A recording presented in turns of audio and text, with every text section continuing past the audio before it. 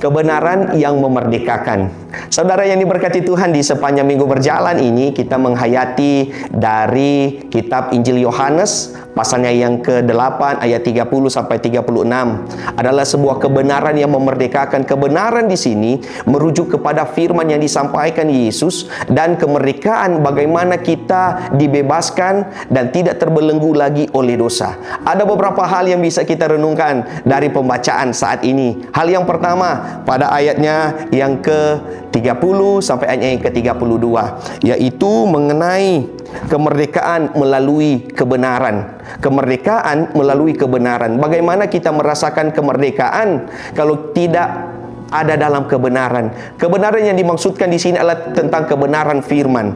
Tergambar dalam ayat 30 sampai ayat ke-32 bahwa ketika firman itu datang dalam kehidupan kita dan kita terus menjadi murid-muridnya, maka kebenaran itu akan membebaskan kita. Kebenaran bagaimana pengorbanan Yesus Kristus menghapus segala dosa kita. Kita ada dalam kehidupan yang penuh dengan anugerah. Kita ada sampai pada saat ini hanya oleh karena kasih karunia Tuhan. Hal yang kedua yang bisa kita renungkan dari pembacaan ini ialah dalam ayatnya yang ke-33 sampai ayatnya yang ke-36 yang berbicara tentang bagaimana kebenaran dari perbudakan dosa atau dibebaskan dari perbudakan dosa.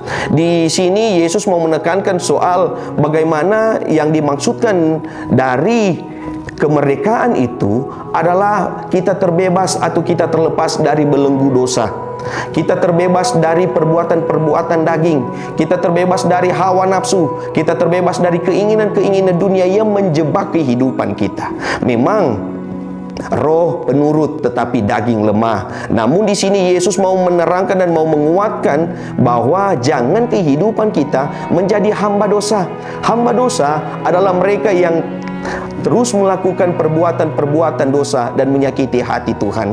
Namun status kita adalah sebagai anak. Ayat 35 dan 36 mau mengatakan demikian. Kalau hamba satu saat bisa keluar dari rumah, tetapi kalau anak, kita tetap tinggal walaupun terkadang ada pengajaran yang keras, walaupun terkadang ada teguran yang keras. Namun di balik kesemuanya itu kasih Kristus adalah bagian utama dalam perjalanan kehidupan kita.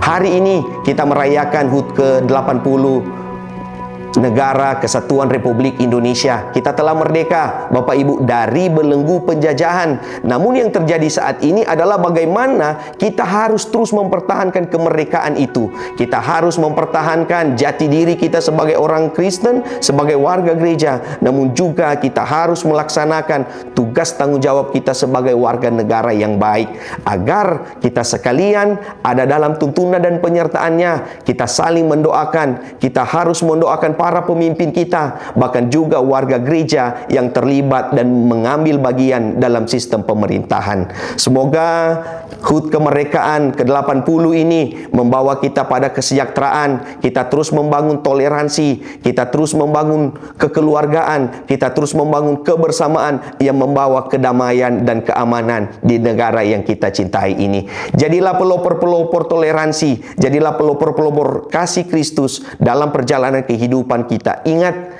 kita adalah warga gereja, tapi juga kita adalah warga negara. Tuhan memberkati kita, Tuhan memberkati firman-Nya. Amin.